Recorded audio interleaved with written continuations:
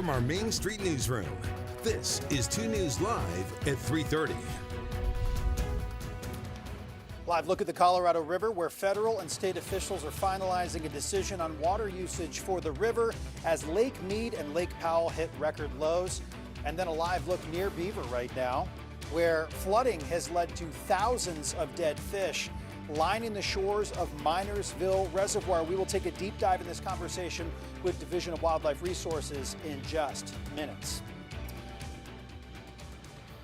Welcome to 2 News Live here at 3:30. Great to be with you on this Thursday afternoon. I'm Brian Schnee. Let's begin with a live look at the Widemouth 2 fire, which is burning south of Kanash in Millard County. We just got an update from fire managers working this fire as well. We have this live look here from the Dog Valley area. You see this smoke plume right here. This spot was very active about an hour ago or so, and that smoke has dissipated, but we did get some updated information from folks working on the fire right now. Most of this fire activity was in the southeast area. The area closest to Kanash is looking really good, we are told. They are working on going basically through that dozer line where that fire jumped the previous dozer line 2 days ago and making sure everything is cold to the touch before they're able to evaluate those evacuations. So this is evolving here. Take a look at one of the maps that is also on your screen there. You're able to see that map that was associated with the general fire area as we have this live picture from Millard County right now, and a video shared with us by Marley a few minutes ago. This is what the fire looked like about an hour ago. You can see the plumes starting to go up as we also pair it with that live camera. So we'll keep an eye on the Widemouth 2 fire, which is our priority wildfire burning in the state of Utah right now in terms of fire growth. So that's what we've got out of Millard County. Let's move on to taking our attention to the Colorado River here. So many of you have talked about the Colorado River because of where it feeds to, right? So Lake Mead and Lake Powell, highly popular here in Utah for people that definitely either recreate or spend time there. I've seen the decline of the water levels there. 3 of the 7 states who rely on the river for water are expected to announce a deal this week to reduce usage. This is long in the making. Will this lead to change? Samantha Hoffman joining us live from Southern Utah this afternoon here on 2 News Live at 3:30. Sam, what did you learn about this decision today? Well, it's all up in the air still, but the Colorado River Authority anticipates to get 3 documents in the upcoming days from the Bureau of Reclamation. This would outline a plan, and they say it will be really pivotal in determining the future for these states and their water use. So the 3 documents are expected to come. One is a final environmental impact statement. The other is a record of decision going over a second alternative to the plan, and then a 2-year operating guidelines on how those reservoirs are going to be managed. Now, sources are saying that it's likely going to largely reflect a May proposal from the lower basin states, that's Arizona, Nevada, and California, and that likely they are going to be sacrificing a lot of their water use, taking some cuts in this plan. So Sam, as we look at all of this here, what does this mean for Utah, specifically Lake Powell? Well, it's sounding like Utah is a little bit off of the hook, but I spoke with one researcher today who said that might be a little bit of a problem. If Utah doesn't have any major cuts to their water use, there's some concerns that they could continue to give out permits and continue potentially overusing the water. Now, if this continues long term, then we could see potential litigation coming from states suing other states, wanting them to get their own full allocation. There also could be some issues with the Endangered Species Act if some of those downstream states are having fish suffering due to having less water. So all of this is kind of up in the air. If the upper basin states have less water restrictions, again, maybe some more issues down the road. All right, Samantha Hoffman with the latest here. We will await that decision to see how it impacts us here in the Beehive State, ultimately impacting places like Flaming Gorge, the Green River, all the way down, Colorado River, of course, Lake Powell. Sam, thank you very much. Talking water here, as we realize that most of the country's vegetables and fruit and nuts come from the state of California. Many farmers there rely on water from the Colorado River, but a warming climate has led to less snowpack. We've experienced that here. Less snowmelt, also experiencing it here, which feeds the river. So communities in multiple states could now face federally mandated water cuts, leading to higher costs for farmers and higher food prices spanning the country. California and other lower basin states have cut Colorado use by nearly 20% since 2015. Upper basin states have gone in the opposite direction. In the last year alone, they've increased their use over the same period. Lake Mead and Lake Powell, the nation's two largest reservoirs, have fallen to their lowest combined levels on record, both less than 30% full. So we talked about this towards the top of our newscast here on 2 News Live at 3:30. We've taken that live look to show you what Beaver looks like from the flooding that we've seen coming off the Cottonwood Fire burn area. There are a number of cameras that have been set up. We've also shown you video over the last few days of what SR 153 looks like through the main Beaver Canyon area.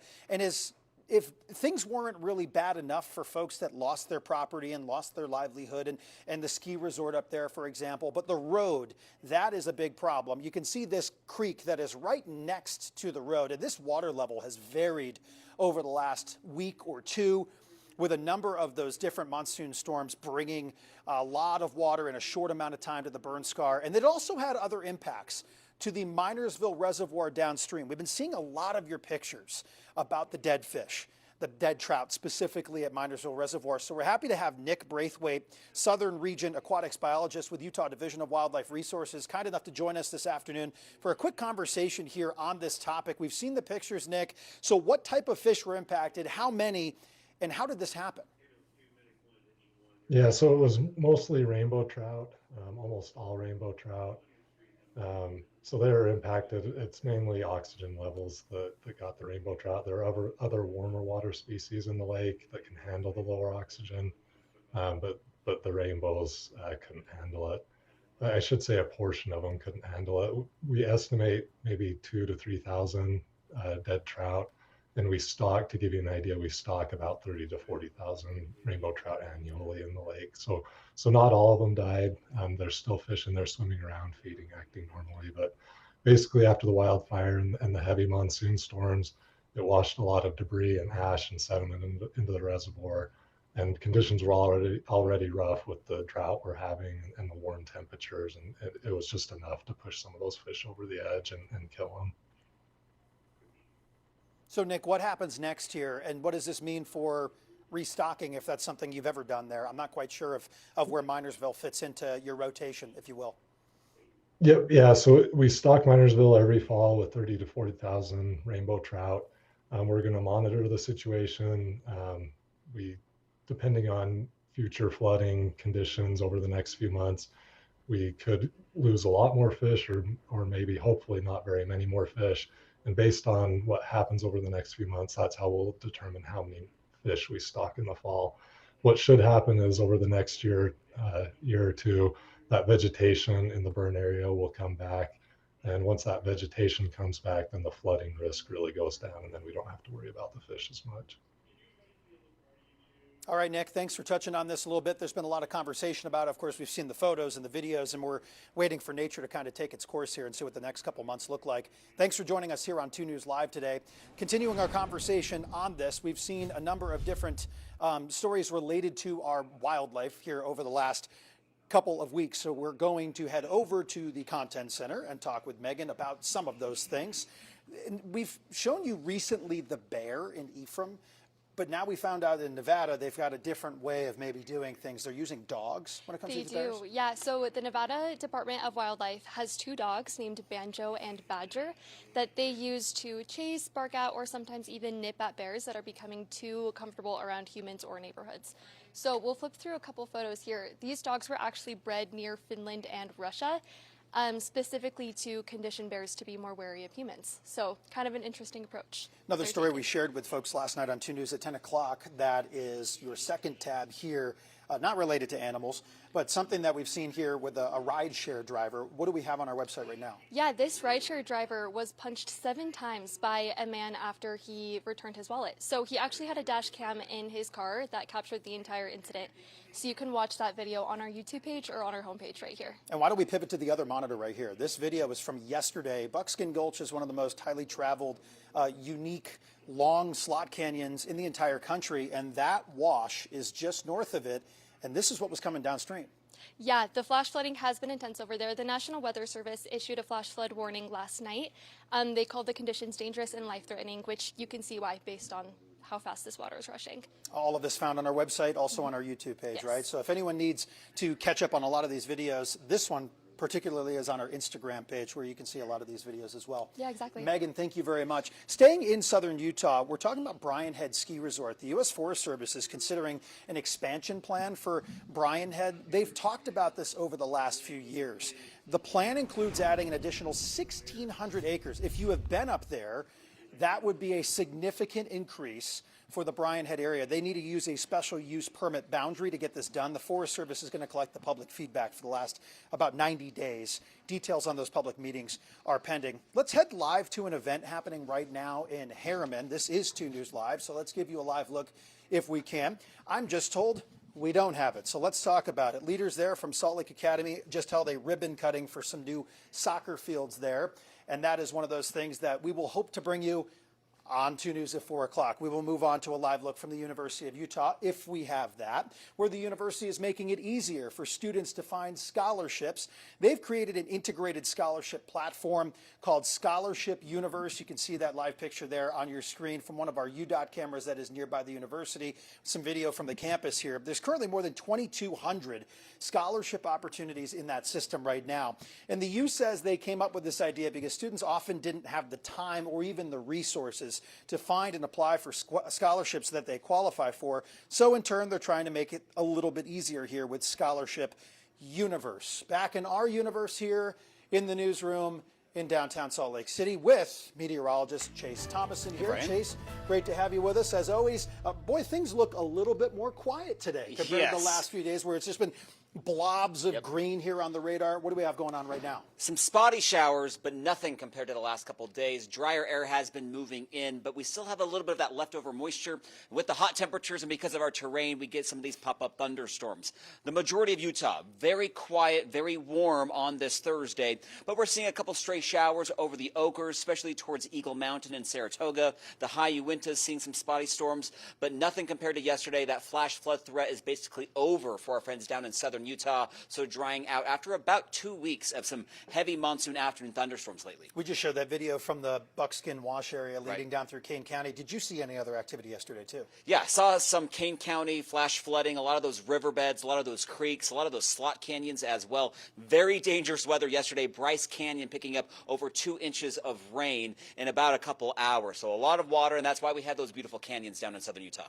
A live look from the Snowbird Alta area right now. Ooh, that looks nice. Yeah, it does look nice. I'm sure the temperatures are a little bit different up there at the higher elevations in Little 10 to 20 degrees cooler. Exactly. Yeah. Might be a nice day to go hop at that pool there at Snowbird. I know. What do we have coming up here in your next weather maker? Okay, so high pressure is building right on top of Utah. That means a few things, some sinking air, drying things out, and that temperature is going up. So we've just been upgraded to an extreme heat warning for the Wasatch Front. Was a watch. Friday, Saturday, and Sunday, triple digits. I think Saturday's daily record is definitely in jeopardy. And the problem with the Wasatch Front and the urban heat island effect, we kind of talk about that, is that those temperatures struggle to cool off overnight. We typically can cool off into the mountain valleys, into the 50s and 60s. The Wasatch Front, though, we're talking maybe upper 70s and low 80s for overnight lows. So make sure your AC is working or have a cool place to go this weekend. I'm glad you talked about that. That was something a lot of people were talking about on social media too. I think we'll have to take another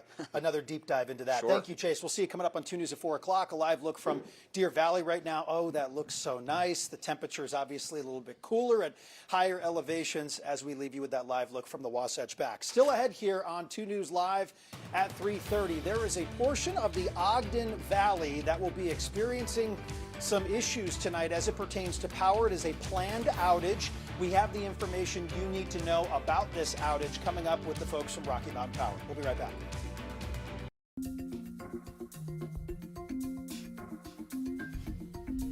Welcome back here on 2 News Live. We always listen to you, what you were saying on social media. There was a big conversation about this from the Ogden Valley. We've got some comments related to it, but we also have some folks from Rocky Mountain Power kind enough to join us to talk about a planned power outage tonight that is from about 11 o'clock to 5 a.m. And we'll get to the conversation in here a sec. Here is one of the comments. I have a CPAP machine that needs power. I don't have a generator. My 91-year-old husband needs power for his fan because of the heat. What resources are available for us? Well, hopefully for the answer for that one, we've got Jonna Whitesides from Rocky Mountain Power here talking about this outage tonight. Jonna, thanks for the time. What do we know about this outage and what is available for people if they are concerned about those critical needs as it pertains to power? Yeah, thanks, Brian. This outage is to replace what we call a regulator. So when you think about all the appliances you use at home, those have to be properly have the proper voltage to ensure that there's no damage to them. And so this is kind of part of what we do all year round as equipment either needs to be maintained or be, upgraded, replaced.